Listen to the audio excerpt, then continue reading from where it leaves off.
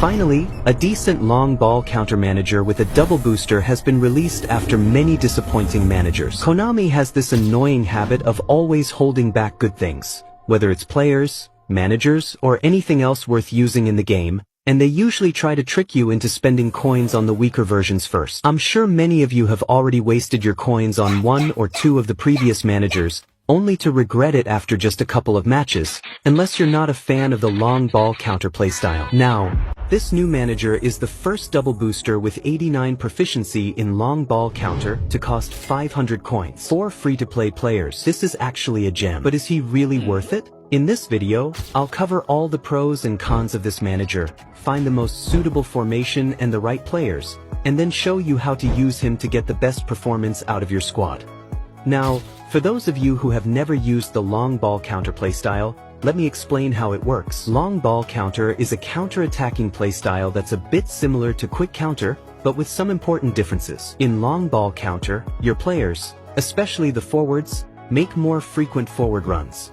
They're always looking to receive through balls or long passes and quickly launch an attack. It's built for fast, direct football. Unlike quick counter or possession game, long ball counter tactics usually involve sitting deeper in defense. That means your backline and midfield stay compact and drop back quickly when you lose the ball. This helps prevent you from getting caught out by fast counterattacks. Since your defensive line doesn't push up too high, your team is more stable at the back and reacts faster to danger. The biggest fear for any eFootball player is conceding a cheap goal because their defense was pushed too far up or caught out of position. That's why many players prefer long ball counter. It offers a safer, more reactive defense while still allowing for fast, dangerous attacks. Now, this manager helps you bring all that to life on the pitch, and he's the first 500 coin manager with the highest long ball counter proficiency in the game.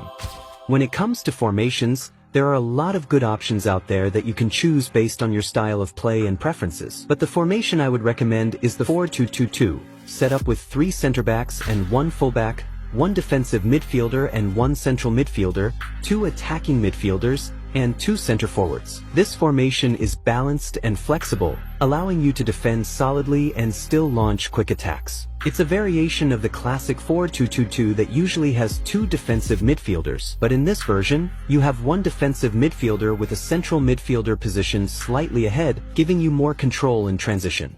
For the goalkeeper, you need a defensive goalkeeper who has good goalkeeping stats and is tall enough. Now, for the center backs, you need at least 1 build-up, 1 defensive fullback, and 1 destroyer. In my case, I don't have a good destroyer, so I use an anchor man who is strong defensively. The build-up and the defensive fullback play on either side. For the fullback, you need yet another defensive fullback. You should have at least 1 tall and strong center back for headers and 1 quick and strong in 1v1s. Moving to the midfield, the defensive midfielder should be either an anchor man or a destroyer. If you don't have those, a box-to-box player who naturally plays in that position should be fine. If you choose a box-to-box or a destroyer, you will need to apply deep line instructions on them to avoid leaving the position. At the CMF position, you need a player who is good at passing, can score long shots, and is also a bit good at defending. An orchestrator, creative playmaker, or deep-lying forward is recommended. At the AMF positions, use 2 hole players. Hole players make a lot of runs and will give the opponent's defenders a hard time. They also act like wing forwards and provide flanks to the attack. Now your midfield is well balanced. The defensive midfielder contributes to the defense and links the back line to the midfield, while the central midfielder distributes the ball to the forwards and maintains control in transitions. The hole players on the sides provide width and make runs in behind the opponent's fullbacks, creating space for your center forwards. Finally, in attack, you need 2 quick and agile goal poachers who make frequent in-behind runs. You can also pair a goal poacher with another type of forward you don't want to bench. For me, I use a goal poacher and a dummy runner. The goal poacher constantly looks for forward runs, giving you many options in attack. The dummy runner, on the other hand, makes unpredictable movements, distracting defenders and creating space for the goal poacher and the attacking midfielders. With the structure of the team now complete, the next step is fine-tuning the individual instructions. And while these are optional, they can significantly boost your team's performance if used correctly. So, here are the do's and don'ts you need to know. First and most importantly, never assign individual instructions to the whole players at attacking midfield. Whole players have a unique and natural movement style. They make intelligent runs into space without needing extra guidance. Assigning any instruction to them could completely disrupt their movement, making them less effective and limiting the reason we chose them in the first place. The defensive midfielder should be set to deep line. This instruction will make him stay back and drop between the center backs when defending. It's especially useful for players whose play styles are box-to-box or destroyer, as it prevents them from roaming too far forward and leaving the defense exposed. If you notice your right back or left back pushing up too often and leaving gaps behind, consider assigning them the defensive instruction. This helps maintain your team's shape, especially against wide attacks. Lastly, your goal poacher can be set to counter-target. This will keep them positioned high up the pitch, ready for quick counterattacks. However,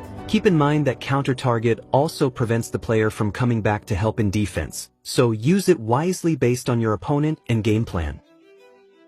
When playing with this playing style, you'll notice plenty of through ball opportunities, so try to read your player's movements and time those passes just right. It's also important to hold possession when needed, but remember, you picked this style over possession game to win matches, not to cosplay as Barcelona 2011. So don't hold yourself back. Keep pushing forward and create as many chances as you can.